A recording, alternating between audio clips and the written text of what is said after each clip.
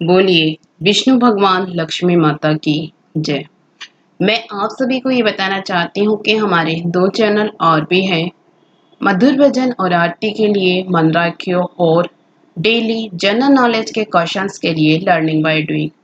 इन दोनों के link description box में दे दिए हैं। एक बार आप जाकर देखिएगा जरूर। आज हम माघ मास महात्म अध्याय 17 का गुणगान करते हैं। अगर आपको अच्छा लगे तो लाइक शेयर सब्सक्राइब जरूर कीजिएगा। अप्सरा कहने लगी कि हे राक्षस, वह ब्राह्मण कहने लगा कि इंद्र इस प्रकार अपनी अमरावती पुरी को गया। सु ही कल्याणी, तुम भी देवताओं से सेवा किए जाने वाले प्रयाग में माघ मास में स्नान करने से निष्पाप होकर स्वर्ग में जाओगी। सो मैंने उस ब्राह्मण के यह वचन सुनकर उसके पैरों में पड़कर प्रणाम किया और घर में आकर सब भाई बांधव नौकर चाकर धनादि त्याग कर शरीर को नष्ट होने वाली वस्तु समझकर घर से निकली और माघ मास में गंगा यमुना के संगम पर जाकर स्नान किया। सो हे निशाचर, 3 दिन के स्नान से मेरे सब पाप नष्ट हो गए और 27 दिन के पुण्य से मैं देवता हो गई और पार्वती जी की सखी होकर सुख से निवास करती हूँ।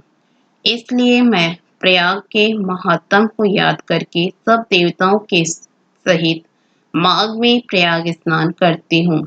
सो मैंने अपना यह सब वृतांत तुमसे कहा। तुम भी इस योनि में पड़ने और ऐसे कुरूप होने का सब कारण कहो। तुम्हारी दाढ़ी और मूछें बहुत बड़ी बड़ी हो गई हैं और पर्वत की गुफा में वास करते हो। निशाचर कहने लगा कि हे बृहदेव, सज्जनों से गुप्त बात कहने में भी कोई हानि नहीं होती। मुझको अब कोई संशय नहीं रहा कि मेरा उद्धार तुमसे ही होगा। सो मैं अपना सब वृतांत तुमसे कहता हूँ।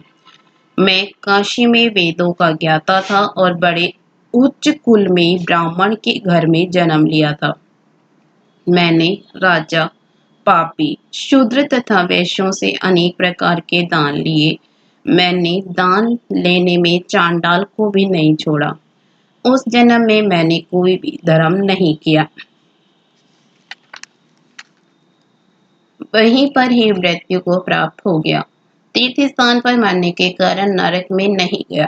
पहले 2 बार गिद्ध योनि में, 3 बार व्याघ्र योनि में और 2 बार सर्प योनि में, 1 बार उल्लू की योनि में और अब 10वीं बार राक्षस हुआ हूँ और 75,000 वर्ष से इसी योनि में हूँ। इस स्थान को 3 योजन तक मैंने जंतुहीन कर दिया है। बिना अपराध के बहुत से प्राणियों को मैंने नष्ट किया। इस कारण मेरा मन अत्यंत दुखी है। तुम्हारे दर्शन से चित्त में कुछ शांति अवश्य आई है, क्योंकि सज्जनों का संग तुरंत ही सुखदायी होता है।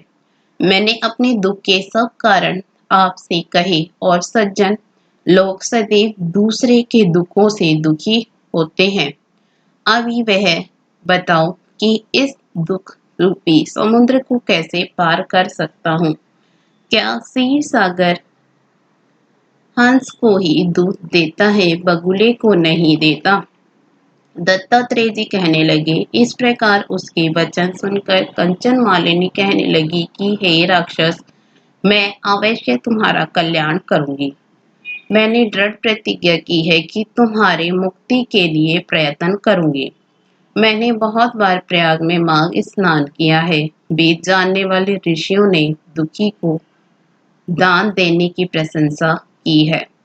समुद्र में जल बरसने से क्या लाभ?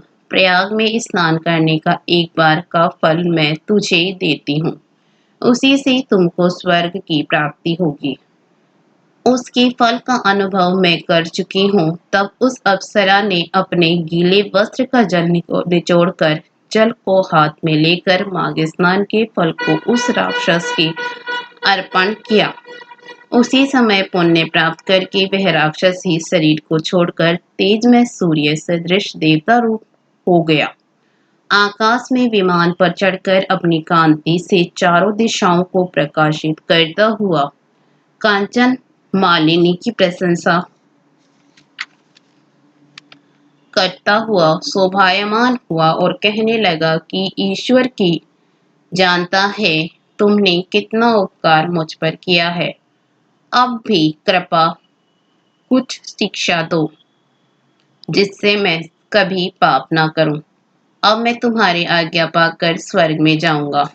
तब कंचन मालिनी ने कहा कि सदैव धर्म की सेवा करो, काम रूपी शत्रु को जीतो, दूसरों के गुण तथा दोषों का वर्णन मत करो, शिव और वासुदेव का पूजन करो, इस देह का मोह मत करो, पत्नी पुत्र धनादि की ममता त्यागो, सत्य बोलो, वैराग्य भाव धारण कर योगी बनो। मैंने तुमसे यह धर्म के लक्षण कहे। अब तुम देवता रूप होकर शीघ्र ही स्वर्ग को जाओ। दत्तात्रेय जी कहने लगे कि इस प्रकार गंधर्वों से सेवित वह राक्षस कांचन मालिनी को नमस्कार करके स्वर्ग को गया और देव कन्याओं ने वहां आकर कांचन मालिनी पर पुष्पों की वर्षा की और प्रेम पूर्वक कहा कि हे भद्रे, तुमने इस राक्षस का उद्धार किया। इस दुष्ट के डर से कोई भी इस वन में प्रवेश नहीं करता था। अब हम निडर होकर विचरेंगे। इस प्रकार कांचन मालिनी उस राक्षस का उद्धार करके प्रेम पूर्वक देव कन्याओं से क्रीड़ा करते हुए शिवलोक को गई। इसके साथ ही 17वां अध्याय समाप्त हुआ।